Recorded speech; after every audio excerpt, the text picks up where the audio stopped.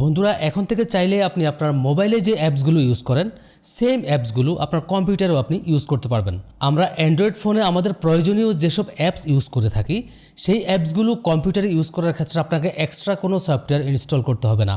আপনি ফ্রিতে যতগুলো অ্যান্ড্রয়েড অ্যাপস আপনার অ্যান্ড্রয়েড ফোনে ইউজ করে থাকেন সেই অ্যাপসগুলো চাইলে আপনি আপনার কম্পিউটার থেকে রান করাতে পারবেন। তো এটি আপনারা কীভাবে করবেন সেই বিষয়টি মূলত এখন আমি আপনাদেরকে দেখাবো। আশা করছি পুরো ভিডিও জুড়ে আমার সাথেই থাকবেন। তো বন্ধুরা চলুন শুরু করি।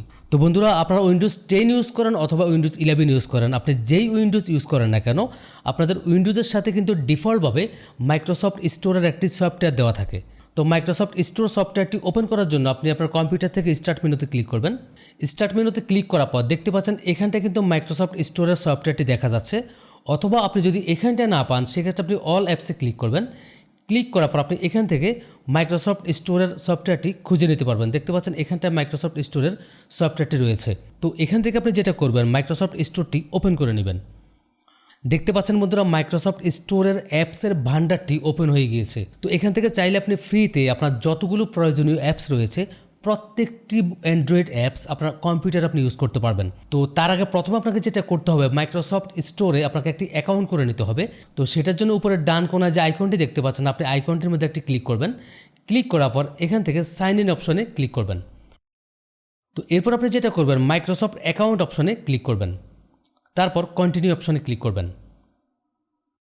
তো এখান থেকে আপনি যেটা করবেন আপনার যদি আগে থেকে কোনো অ্যাকাউন্ট করা থাকে সেক্ষেত্রে আপনি এখান থেকে আপনার সেই ইমেল অ্যাড্রেস বা ফোন নাম্বার দিয়ে অ্যাকাউন্টে লগ ইন করতে পারবেন।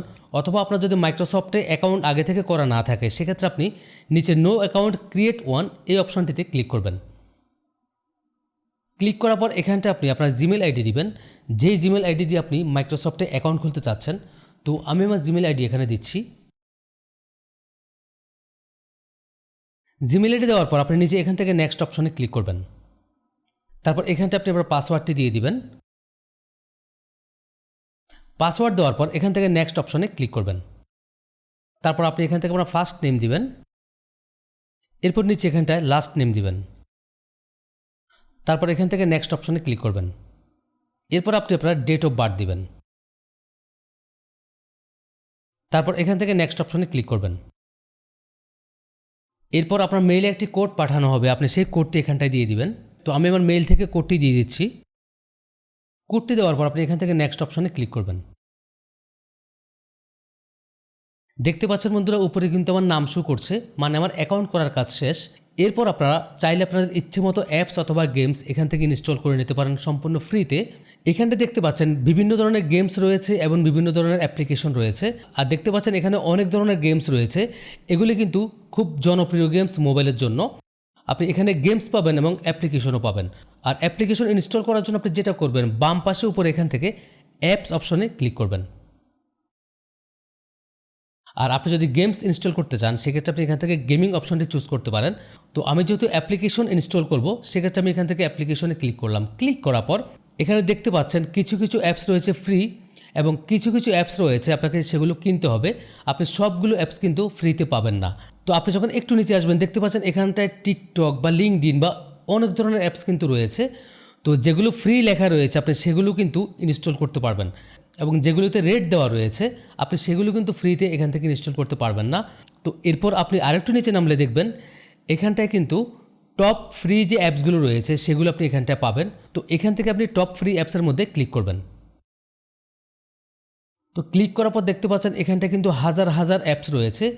যেই অ্যাপসগুলো আপনি মোবাইলে ফ্রিতে ইউজ করতেন সেই অ্যাপসগুলো কিন্তু আপনি এখান থেকে কম্পিউটারের মধ্যে ইউজ করতে পারবেন। তো এখান থেকে আপনি চাইলে যেই অ্যাপসটি আপনার প্রয়োজন সেটি আপনি খুঁজে নিয়ে ফ্রিতে ইনস্টল করে নিতে পারবেন। অথবা আপনি যদি এখানটায় আপনার প্রয়োজনীয় অ্যাপস খুঁজে না পান সেক্ষেত্রে আপনি যেটা করবেন এখানে উপরে যে সার্চ বক্স রয়েছে এখান থেকে আপনার অ্যাপসের নাম লিখে সার্চ অপশনে ক্লিক করলে আপনার সেই অ্যাপসটি আপনার সামনে শো করবে।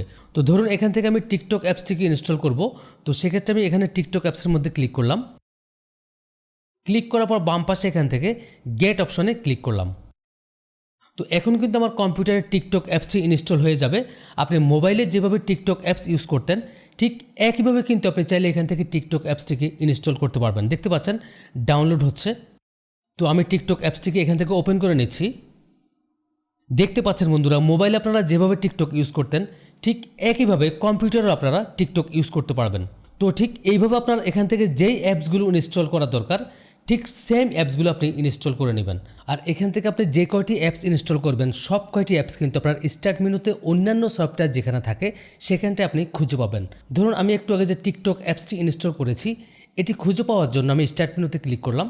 ক্লিক করার পর উপরে এখান থেকে অল অ্যাপস অপশনে ক্লিক করলাম। তো আপনার কম্পিউটারে ইনস্টল করা যতগুলো অ্যাপস রয়েছে বা সফটওয়্যার রয়েছে সবগুলো সফটওয়্যার অথবা অ্যাপস কিন্তু এখানটায় শো করবে। তো দেখতে পাচ্ছেন বন্ধুরা এই যে আমাদের টিকটক অ্যাপস যেটি একটু আগে আমি ডাউনলোড করে নিয়েছি। তো আপনি এখান থেকে যতগুলো অ্যাপস ইনস্টল করবেন সবগুলো অ্যাপস কিন্তু আপনি স্টার্ট মেনুতে খুঁজে পাবেন। তো বন্ধুরা মাইক্রোসফট স্টোরের অ্যাপসের ভান্ডার থেকে আপনাদের নিত্য প্রয়োজনীয় অ্যাপসগুলি চাইলে আপনারা কম্পিউটার অথবা ল্যাপটপে খুব অনায়াসে ইউজ করতে পারেন। তো আশা করছি আজকের এই টিউটোরিয়ালটি আপনাদের অনেক অনেক কাজে আসবে। তো ভিডিওটি যদি আপনাদের ভালো লেগে থাকে তাহলে অবশ্যই আমার ভিডিওতে একটি লাইক করবেন এবং আপনার কোনো মতামত থাকলে সেটি অবশ্যই কমেন্ট করে জানাবেন। তো দেখা হবে আবারও পরবর্তীতে নতুন কোনো চমৎকার টিউটোরিয়াল নিয়ে। সেই পর্যন্ত সবাই ভালো থাকুন। আল্লাহ হাফেজ।